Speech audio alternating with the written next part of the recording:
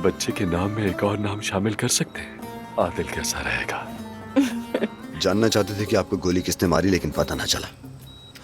अगर आपको कोई इल्म है तो मुझे बताएं, मैं सब संभाल लूंगा। अगर मैं जेल चला गया तो कभी भी सुकून नहीं मिलेगा। वो मेरी बेटी, मेरी जुमरुद को सजा देंगे। बाबा ने अब्बास पे गोली चला दी और उसने सारे आदमी हमारे पीछे लगा दिए। मैं अपनी नौकरी भी खो दूंगी। तुम इस दुनिया में बस बुराई फैलाने आए हो। तुम एक नेकी भी बर्दाश्त नहीं कर सकते। तमाम प्यारे तुमने मुझसे छीन लिए। तो फिर सबकी तरह तुम्हारी नजर भी हमारी दौलत पर है। हरगिज नहीं। तुम भी हुलिया की तरह हो। मुझे बस अदनान चाहिए। इसके अलावा मुझे आपसे कुछ भी नहीं चाहिए।